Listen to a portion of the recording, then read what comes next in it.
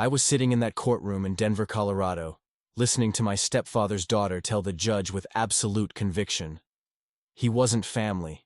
He was just some kid my father married into when he married the mother. He has no right to be here, no right to Dad's estate, and definitely no right to claim he was a son. He wasn't blood. He doesn't deserve anything. Jessica Bradford spoke like I was invisible, like the 23 years I'd been part of this family, the 15 years I'd cared for her father after everyone else walked away, meant nothing.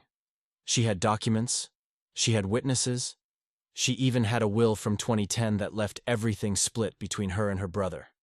Zero for me. And everyone in that probate court seemed to believe her, because I was exactly what she said. The stepson, the kid who came with the package when her father remarried. I had no Bradford blood. I had no biological connection.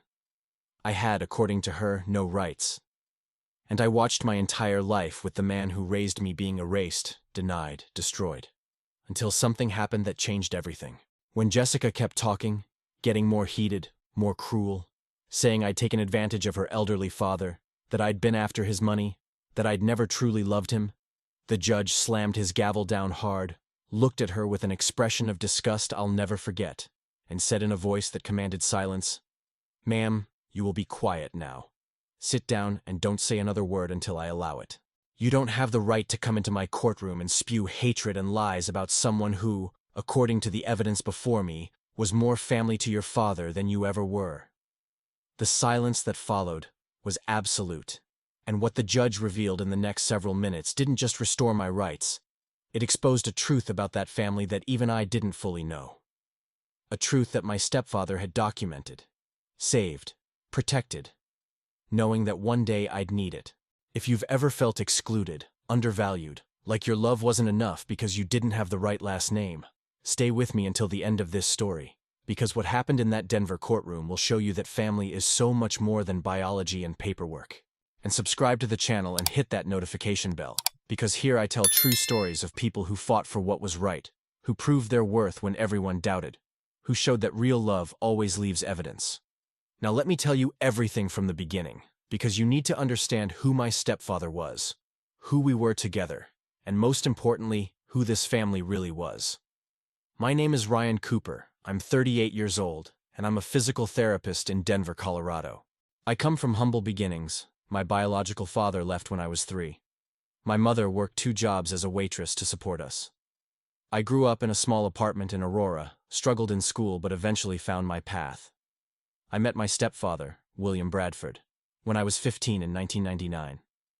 My mom, Susan Cooper, had been single for years, focused on raising me. Then she met William at a community event. He was 52, a widower whose wife had died 5 years earlier from cancer. He had 2 adult children from that marriage, Jessica, who was 28 at the time, and Michael, who was 25. Both were already established in their careers, married, living their own lives. William and my mom dated for a year, then got married in 2000. I was 16. I remember being nervous about having a stepfather. Every movie, every story, made stepparents seem like villains.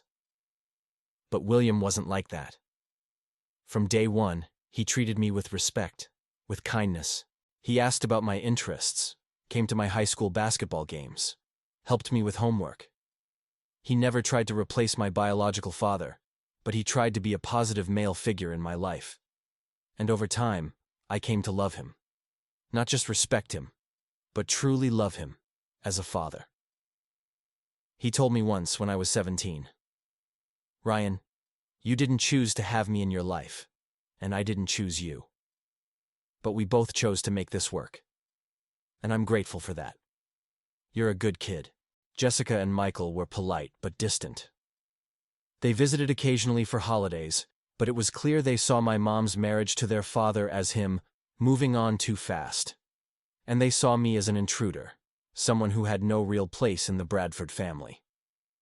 Jessica said to me once at a Christmas dinner in 2001, "You know you're not really family, right?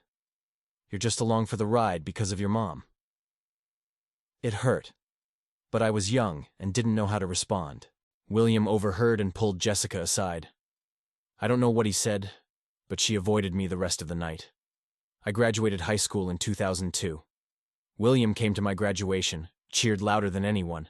He told me, "I'm proud of you, Ryan. You worked hard for this." I went to community college, worked part-time. Money was tight. William offered to help, but I was too proud.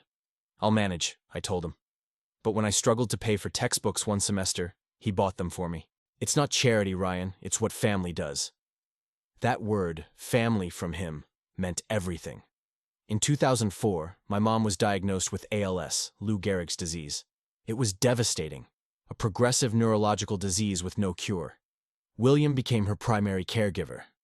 I helped as much as I could while finishing my degree and working. Jessica and Michael visited once after the diagnosis, expressed condolences, and basically disappeared. Over the next 3 years, as my mom's condition deteriorated, it was William and me. We took turns caring for her. I learned to lift her, feed her, help her communicate when speech became difficult. William never complained, never showed resentment. He loved my mom until her last breath. My mom died in 2007. I was 23 years old. Lost both my parents in essence, my mom to death, and my biological father to abandonment. William held me at the funeral and said, "Ryan, your mom is gone, but you still have me. I consider you my son. Not step, just son. As long as I'm alive, you have family." I cried in his arms. Jessica and Michael came to the funeral, stayed for the reception, left. Didn't offer support. Didn't reach out to their father to see how he was coping. After my mom died, I asked William, "Do you want me to move out? Give you space?" He looked offended. "Why would you leave? This is your home. You're my son." So I stayed. I finished my physical therapy degree, got licensed, started working. William was my biggest supporter. He came to my graduation, to my licensing ceremony, to everything. In 2010, William retired from his accounting practice at 63. He'd saved well, had investments, the house paid off. He was comfortable. We lived together comfortably. I paid rent despite his protests, contributed to groceries, helped maintain the house. We had dinner together every night, watched sports, talked about everything. Meanwhile, Jessica and Michael had their lives. Jessica was a real estate agent in California. Michael was an engineer in Texas. They'd call William on his birthday, Father's Day, Christmas. Visits maybe once a year, if that. William would get sad after those calls. They're busy with their lives, I understand. But I knew it hurt him. In 2015, William had a mild stroke. I found him collapsed in the bathroom, rushed him to the hospital. He recovered mostly, but it left him with some weakness on his left side. He needed physical therapy, which I provided. He needed help with some daily activities. I was there. Jessica called when she heard, asked if he was okay, said she couldn't visit because of work. Michael sent a card. That was it. Over the next few years, William's health declined slowly. More strokes, diabetes, heart issues. I became his full-time caregiver while working as a physical therapist. I'd work early morning shifts, come home to care for him, cook meals, administer medications, help him bathe. It was exhausting, but I never considered doing anything else. He was my father. In 2020, during the pandemic, William and I were isolated together for months. It was actually a blessing. We had so much time to talk, to watch old movies, to just be together. He told me stories about his life, about my mom, about regrets and joys. One day he said, "Ryan, you know I updated my will, right?" I felt uncomfortable. "William, you don't need to talk about that." He insisted, "Yes, I do. My old will from 2010 splits everything between Jessica and Michael. But that's not right anymore. You're the one who's been here. You're the one who's taken care of me. I'm changing it." I protested. "William, I don't want your money. I don't do this for that." He smiled. "I know, son. That's exactly why you deserve it." He went to his attorney, updated his will in June 2020. He told me the basics. He was leaving me the house we'd shared for 20 years, half of his savings, and his personal effects. Jessica and Michael would split the remainder. I felt guilty, but William was firm. "It's my money, my decision. You earned this through your love and care." In 2022, William was diagnosed with pancreatic cancer. Stage 4. Inoperable. The doctors gave him 6 months to a year. I took a leave of absence from work to care for him full-time. Hospice came to help, but I was his primary caregiver. I bathed him, fed him, managed his pain medication, sat with him through the long nights. Jessica and Michael were notified. They visited once, stayed a few hours, left. I was there every single moment. William passed away on March 15, 2023, at home, in his bed, with me holding his hand. He was 76. In his last conscious moments, he said, "Thank you, son. You made my last years worth living. Don't let them take that away from you." I didn't fully understand what he meant. The funeral was well attended. William had many friends and colleagues.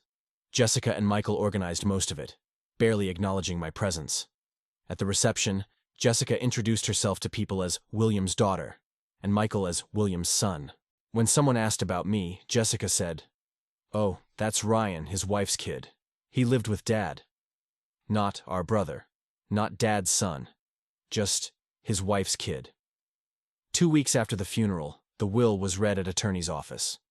James Wilson, William's longtime attorney, presided. Jessica and Michael were there. I was there. Mr. Wilson read the will. The house to me. Half the investment accounts to me, about $400,000.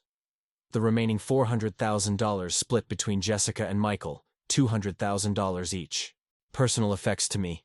Jessica's face went red. "This is wrong. Dad wouldn't do this. He barely knew Ryan." Michael was quieter but clearly upset. Mr. Wilson was firm. "This will was executed in 2020, updated in 2022. Mr. Bradford was of sound mind, evaluated by physicians. It's valid." Jessica stood up. "We're contesting this. Ryan manipulated our father. He's not family. He's not a real son. He took advantage of an old man." I tried to speak, but she cut me off. "You moved in with your mom when you were a teenager, lived off our father for 20 years, and now you steal his estate? We won't allow it." They hired a probate attorney, filed a will contest. The allegations were brutal. Undue influence, lack of testamentary capacity, fraud. They claimed William had dementia in his final years. He didn't. That I'd isolated him from his real children. They isolated themselves. That I'd manipulated him into changing the will. I hired an attorney, Margaret Foster, a sharp woman in her 60s who specialized in estate litigation. I showed her everything. Photos of me and William over 23 years, medical records showing I was listed as emergency contact and healthcare proxy, testimony from his doctors and hospice nurses. Margaret reviewed it all. "Ryan, you have a strong case. But stepchildren have an uphill battle in probate court. Biological children are presumed to have superior claims. We need to prove not just that William wanted you to inherit, but that you earned it through genuine filial relationship." The months of litigation were hell. Depositions where Jessica and Michael's attorney painted me as a gold digger who'd targeted a vulnerable widower. They presented the 2010 will showing equal split between Jessica and Michael with nothing for me, suggesting that was William's true intent. They brought witnesses, William's distant cousins who barely knew him, claiming William had told them he felt obligated to care for Susan's son, but that I was a burden. The trial was set for February 2024. The day arrived. Denver Probate Court, Judge Henry Walsh presiding, a man in his late 60s with a reputation for fairness but toughness. The courtroom filled.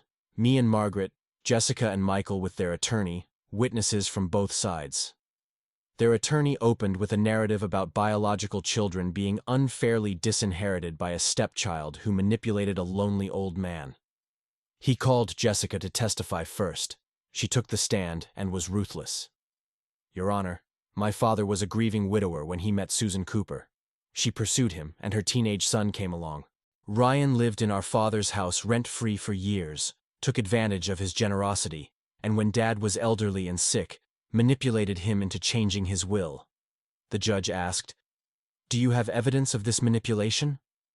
Jessica: "I have my knowledge of my father, Your Honor." I have the fact that the original will from 2010 was fair, splitting everything between his biological children. Then suddenly, after this stepson is alone with him for years, it changes. That's manipulation. She continued. He has no right to be here. He's not family. We are the biological children. We are his real family. Ryan is just someone who lived in our father's house because of his mother. That doesn't make him a son. That doesn't give him rights to inheritance. The attorney asked, "How often did you visit your father in his final years?" Jessica hesitated. "I live in California. I visited when I could." "How many times?" "I don't know exactly. Maybe 3 or 4 times in the last 5 years. And in his final 6 months with cancer? I visited once. I have a job, a family. I couldn't drop everything." The attorney continued building their case, calling Michael, who gave similar testimony. Distant, infrequent contact with their father, but insistence on their superior claim as biological children. Then it was our turn. Margaret called me to testify. I spent 4 hours explaining my relationship with William, how he'd stepped up when I had no father figure, how we'd cared for my mom together, how I'd stayed after Mom died because he asked me to, how I'd been there through every medical crisis, every doctor's appointment, every difficult night for 15 years. I showed photos spanning 23 years. I showed medical records listing me as next of kin. I showed testimony from William's doctors, all saying I was the primary caregiver and the person William relied on most. Margaret called hospice nurses who'd cared for William in his final months. All testified that I was there constantly, that Jessica and Michael visited once briefly. She called William's neighbors, his friends, all testifying about how close we were. One friend, Harold Stevens, said, "William talked about Ryan as his son, no step qualifier. He was so proud of him. He told me once that Ryan was the only one of his children who truly loved him for who he was, not what he had." Then Margaret called William's attorney, James Wilson.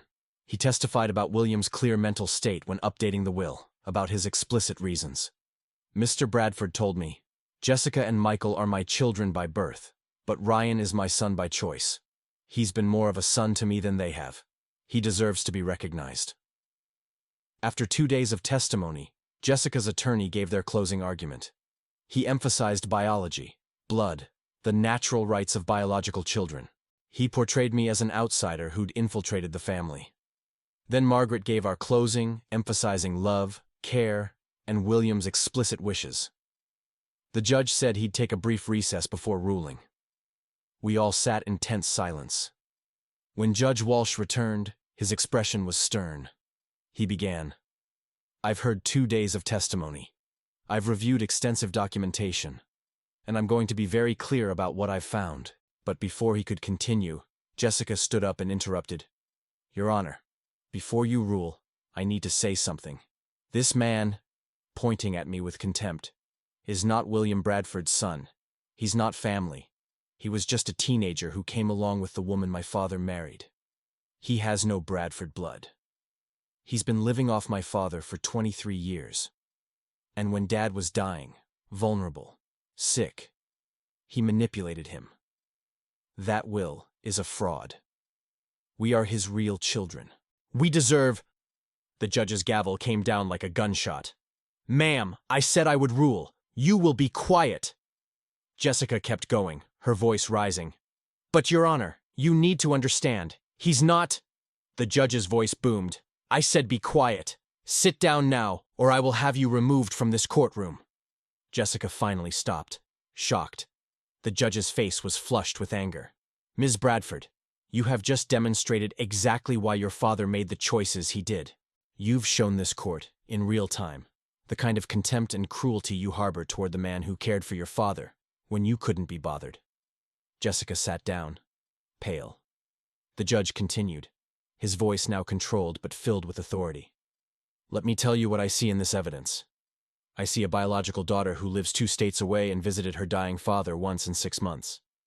I see a biological son who sent a card, and I see a stepson who took leave from his job to provide full-time care, who held his stepfather's hand as he died, who was there for 23 years, not because of obligation or expectation of reward, but because of love."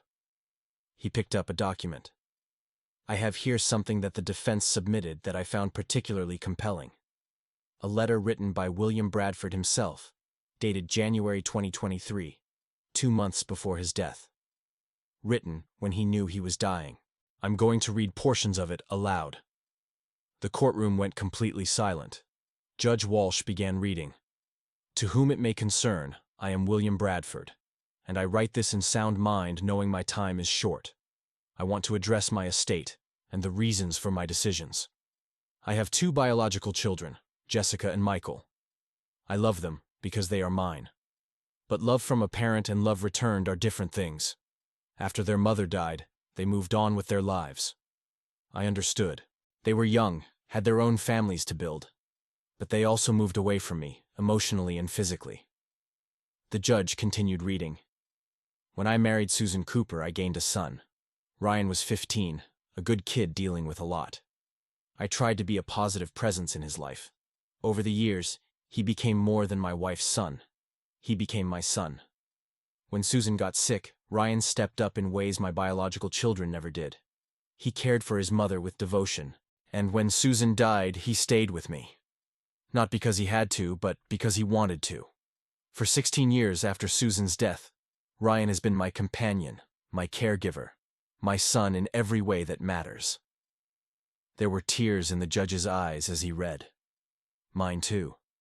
I updated my will because it needed to reflect reality. Ryan has been more of a son to me than Jessica or Michael have been in decades. They call on holidays. He calls every day. They visit once a year. He lives with me, cares for me, loves me. When I got cancer, Jessica visited once. Michael sent a card. Ryan quit his job to care for me full-time. He is my son. Not by blood, but by choice, by action, by love. And he deserves to be recognized and provided for. The judge paused, then continued. William Bradford was not manipulated. He was lucid, clear, and determined. He made choices based on behavior, on presence, on love, and those choices deserve to be honored. Judge Walsh put down the letter and looked directly at Jessica and Michael. Your father left you each $200,000. That is not disinheritance. That is substantial inheritance. But he chose to leave more to Ryan because Ryan earned it through decades of care and love. You claim biology gives you superior rights, but biology without relationship is just DNA. Ryan had the relationship. He was the son who showed up. The ruling was swift and decisive. The 2022 will is valid. It was properly executed. The testator had full capacity, and there is no evidence of undue influence. Ryan Cooper is entitled to the inheritance as specified. Furthermore, I find this contest was brought in bad faith. Jessica and Michael Bradford are ordered to pay Ryan's attorney fees in the amount of $45,000. Jessica started to protest, but her attorney grabbed her arm, shook his head. It was over. Judge Walsh wasn't finished. Ms. Bradford, Mr. Bradford, you had 23 years to build a relationship with your father. 23 years to show up, to care, to be present. You chose not to. You chose your careers, your lives, your convenience. That's your right. But you don't get to swoop in after he's gone and claim superior rights based solely on biology. Family is built, not born. Your father understood that. This court understands that. I hope someday you will too. We're adjourned. The gavel came down. I sat there stunned. Margaret hugged me. You won, Ryan. William won. Jessica and Michael left without looking at me. Their attorney looked embarrassed. In the following months, the estate was settled. I got the house where I'd lived for over 20 years, the house that held every memory of my mom and William. I got half the money, which I used to pay off debts, establish a small scholarship fund in William's name for physical therapy students from single-parent homes, and save for the future. Jessica and Michael got their portions, and I never heard from them again. No reconciliation, no acknowledgement, just silence. But I found something in William's belongings that meant more than any money. A journal he'd kept for years, entries about me, one from 2002. Ryan graduated today. I'm so proud. He's overcome so much. He's like the son I always wished I'd had a closer relationship with. He doesn't even realize how special he is. Another from 2007. Susan died today. My heart is broken. But watching Ryan hold his mother, comfort her, be strong for her, I see the man he's become. I'm honored to be his father, even if it's just stepfather legally. And one from 2023, weeks before he died. Ryan gave up his career to care for me. He feeds me, bathes me, sits with me through pain.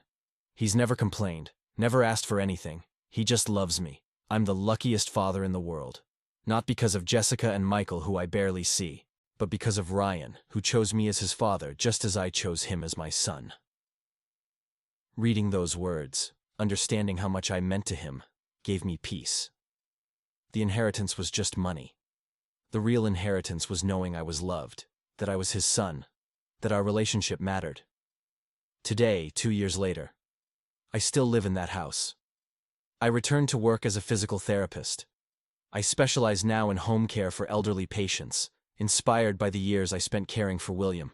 Every patient I help, I do it with the same love and dignity I gave him. The house is full of memories. Photos on every wall of me and William, me and Mom, all of us together. I haven't changed much. It feels like they're still here. Jessica sent an email a year after the trial. Ryan, I've had time to think. Maybe we were wrong about you. Maybe Dad saw something we didn't. It was the closest thing to an apology I got. I responded simply, Jessica, your father loved you. He just wished you'd been there. It's not too late to honor his memory by being better. She never responded. I don't know if she ever will, but I've made peace with it. Family is complicated. Some people can't see past biology. But I learned that the deepest family bonds aren't about shared DNA. They're about shared lives, shared struggles, shared love. William Bradford wasn't my biological father, but he was my dad. He raised me from a confused teenager to the man I am today. He showed me what it means to be a father, to be a good man. And when it mattered most, he made sure the world knew I was his son. That letter he wrote, that the judge read aloud in court, wasn't just for legal purposes. It was his final gift to me, his final act of claiming me as his own. And no one, not Jessica, not Michael, not anyone, can ever take that away. If you made it to the end of this story, I need to tell you something. Family isn't always blood. Sometimes family is the people who choose you, who stay when things get hard, who love you not because they have to, but because they want to. I wasn't William Bradford's biological son, but I was his son in every way that counted, and that's what mattered.